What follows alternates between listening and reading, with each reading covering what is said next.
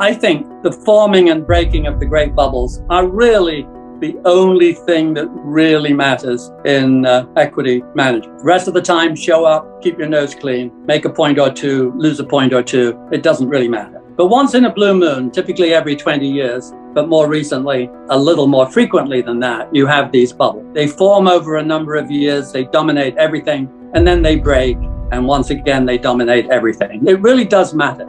And if you can bring yourself to sidestep some of the pain, it can make a lot of difference. I don't think the bubbles are hard to spot, but that is my specialty. I look at the handful of real McCoy bubbles, the type that have really crazy investor behavior, that have masses of enthusiasm, and they stand out like a sore thumb. 1929, the 2000 tech bubble, the 2007 housing bubble in the US, Japan in 1989, both land and housing and the stock market, probably the biggest bubbles of both the equity market and the real estate market in the history of man.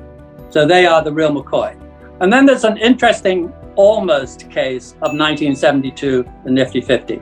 It didn't go quite as high, and it wasn't quite as silly, but it was on the cusp of oil crises and so on, so that it went down a whole lot. It went down every bit as much as some of the others. A 62% decline adjusted for inflation in 1973-74, still the biggest decline since the 1930s.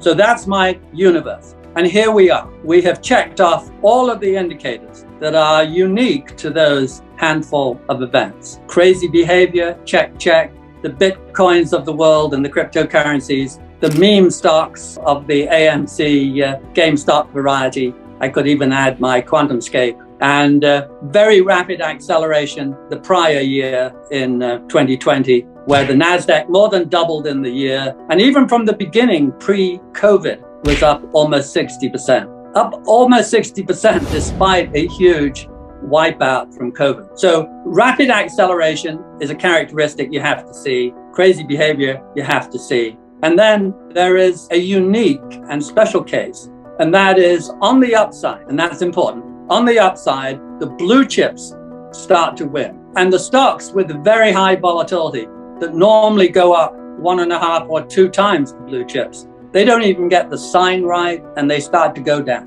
1929, the specs, the really crazy stocks, went down all year. Little known fact, but they did. The day before the crash, they were down 30% as an index. Nothing like that happened again until 1972. 1972, in the Nifty 50, the S&P went up 17, and the average big board stock went down 17, so that I could remember it forever. Symmetry. Nothing like that happened again until 2000. And then in 2000, in the tech bubble, the dot-coms peeled off in March and really collapsed. And then through the summer, the junior growth, the medium growth, and then finally the senior growth all peeled off. And by the early fall, most of them were down 50%. And some of the dot-coms were down a lot more. But the S&P was unchanged, which meant that the 70% that was not growth had gone up 18%. So the S&P blue chips had gone up 18, and the growth and the NASDAQ and the dot-coms had taken a very big hit. That is absolutely classic. Now, starting early last year, one by one, the various most speculative groups that had done brilliantly in 2020 started to do badly. These great bubbles have nothing to do, very, very little to do with the underlying reality. That started in 2020, December. And then the meme stock started March, April, and Bitcoin, April, May, June, and so on. And then one by one, most of the advanced techie stocks started to come down. And ARK peaked out a couple of months later and has, of course, declined 75%. ARK is a whole portfolio of 25 growth stocks that often have no earnings, but do have, at least in the portfolio manager's belief, huge prospects. But that kind of stock is very vulnerable to a loss of confidence. And therefore, it started the decline pretty early and continues today right into the teeth of the sell-off. So this market has been proceeding eerily like 2000. And I think phase one, superficially, you have a 2000 tech bubble. Horribly overpriced, much too much enthusiasm, huge buy-in by individuals, fueled by a massive program of cash distribution. associated with COVID bailout. A lot of that found its way into the stock market. So this was sensational. So that's phase one. Phase two, which I really worry about, is this whole thing morphing into what I call the 1970s. Underlying inflation as an everyday topic once again. It may not be spiking. In the 70s, it came and went, came and went, came. It was always part of the background discussion.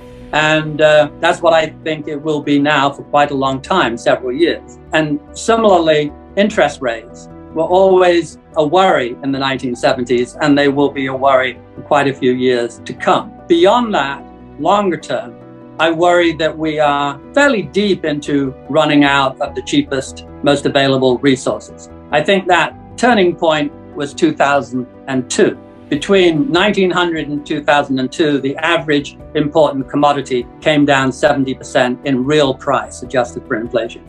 And we keep our own index at GMO, 36 most important equal weighted commodities. This is not dominated by oil. This is looking at the breadth of what is happening to commodities. And then if you look at that again today, it is not down 70%, it's down 10% since 1900, a rounding error. So it's gone from down 70 or 30 on an index basis to 90.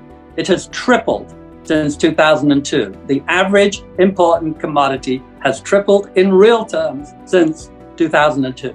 And I think this is an important problem going forward. We haven't done any capex. There are no great reserves of copper, lithium, cobalt, nickel, etc., waiting to crush onto the market. And yet we need them to green the economy. We're simply going to run light of these metals. We need technology to design a way around them, new batteries that don't use so much, recycling techniques to save what we have, etc., etc. We have bad actors around the world, as we see in the Ukraine with Russia. An unstable situation such as this that we are likely to see with food does not bode well. The other thing we have to bear in mind is that the developed world and China are beginning to run out of people. In any developed country except Israel, we're not replacing our people, and nor is China. We're all collectively having a fertility rate as we sit of about 1.6, and we need 2.1 to replace. So each cohort of babies is running now about a quarter below replacement. So if you're running out of labor, and we have been for quite a few years, so we know that the cohorts of 20-year-olds starting now will be declining, guaranteed, over the next 20 years.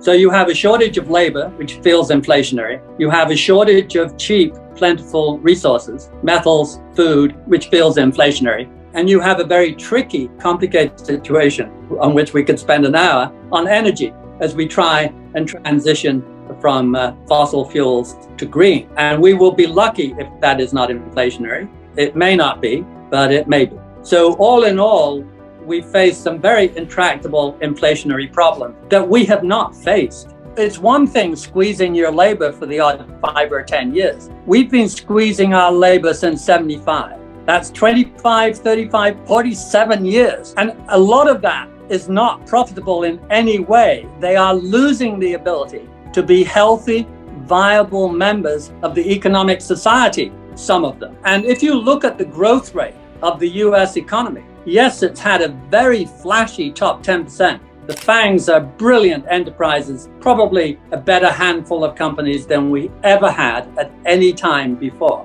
in terms of their unique ability to move fast and make new ideas. But if you look down, further down the system, you find the level of new enterprises undertaken in the US is way down. The number of people in companies 1 or 2 years old is half of what it was in the 1970s as a per capita basis. We are simply not as broadly adventurous and capitalistic as we used to be. Why not? Well, for one thing, there are no capital reserves. You can't even raise enough money to start a barbershop. You ask, how much money do you have in reserve?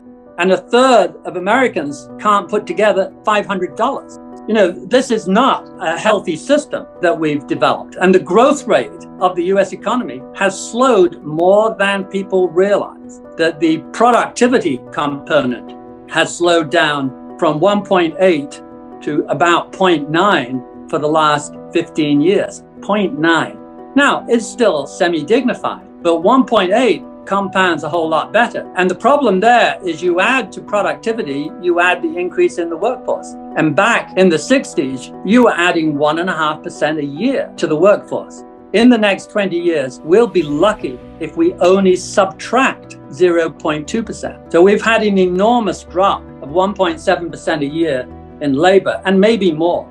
And we've had a pretty steady drop of 0.9% in productivity. This is indicative that all is not healthy.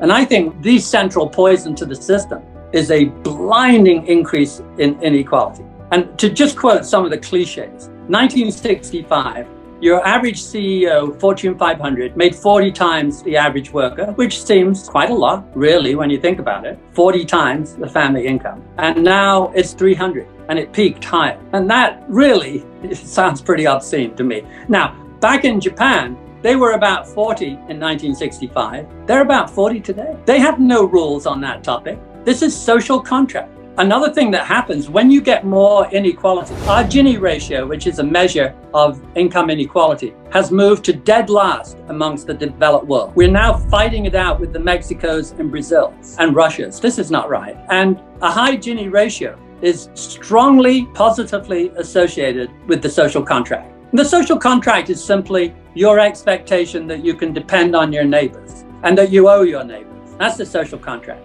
And the Scandinavians still have it. Japan has it big, and the South Koreans, and the Canadians not too badly. But ours has gone to hell. Back when we were an equal society during the 30s and into the 40s, thank heavens we had to fight World War II when the social contract was in good shape. People really felt they owed the city, the corporations owed the city, and individuals owed their country and their city, and everybody owed everybody. And that's the way it should be. And it showed. And productivity was huge, and general contentment was pretty high. And since then, the capital and the income has gravitated increasingly towards the top 10%, the top 1%, the top 0.1%. I think the biggest shock is how much lower the minimum wage is than it used to be in America as a fraction of economic income. I mean, what excuse can you say about that the federal minimum wage is something like a half of what it was in the 1960s, adjusted for inflation? I mean, this is just crazy. And it should be also adjusted for the increased wealth of society. So that's the very least you can do.